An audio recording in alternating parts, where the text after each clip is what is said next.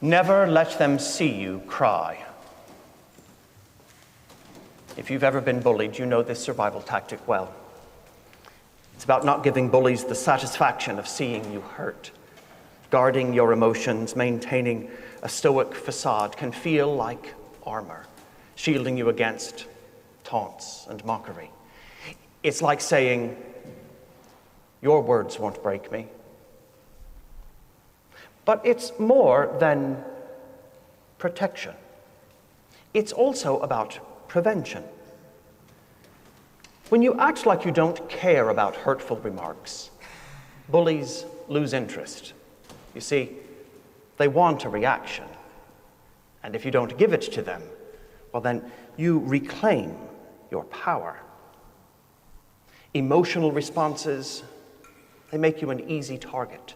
Staying composed, well, that's a form of self-defense.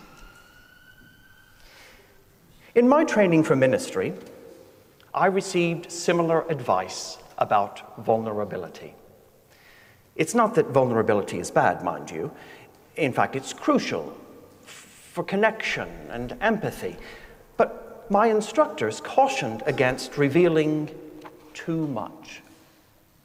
Boundaries are essential, they said, in professional relationships. And vulnerability can inadvertently invite manipulation or exploitation. Like therapists or counselors, ministers hold authority and trust, and maintaining emotional distance helps preserve that.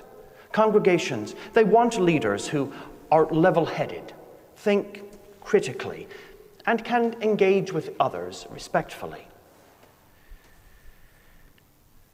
By setting boundaries around personal disclosure, ministers can focus on their role of providing spiritual guidance and support without overshadowing the community's needs. Well, clearly, Jesus missed the day of class at theological college about this. In today's gospel and elsewhere, Jesus publicly discloses his vulnerability, expressing the passionate, intense inner turmoil of his experience. "Now my soul is troubled," he admits. "And what should I say? Father, save me from this hour?" Challenging conventional notions of strength and leadership, the gospel storyteller, he doesn't shy away from portraying Jesus' weakness. The Messiah, expected to redeem Israel, appears here faint and unprepared. He was shaken. That's not a fitting image for a king. Leaders in faith are supposed to project unwavering confidence. They're meant to act with purpose, know exactly what to say and what to do. Holy and devoted people shouldn't wobble. Or if they do, they should do so out of public view. So why reveal this potentially embarrassing insight into the psyche of the Savior of the world? Surely this should have been cut from the story. Emotional reactions make you an easy target, after all. They diminish one's authority. Ministers' personal lives shouldn't dominate their sermons, right? But thank goodness that these two verses, verses 27 and 28, didn't get the axe. What a relief they were included. A glimpse into God's heart, a heart that's troubled,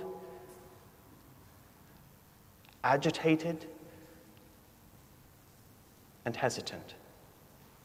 We see a man grappling with overwhelming emotions. Jesus, in a position of trust and authority, trembles in the face of uncertainty. Here, nearing the moment his whole life has led him up to, he is vulnerable. Many will lead us to believe that if we're strong enough, if our convictions are firm enough, if we believe deeply in ourselves, nothing can get to us. No one's words can manipulate us. No unpleasant potential consequence can cause us to stumble. We never need to admit that we're uncertain or afraid. However, in dealing with the impact of change and suffering and death, Jesus responds just as you and I might, like the human being that he is. The Holy One of Israel understands exactly how we feel and feels it himself. If we struggle to know how to respond to life's problems, to seemingly unresolvable situations, to feelings of powerlessness and places of the deepest, darkest despair, we are not alone. So did Jesus.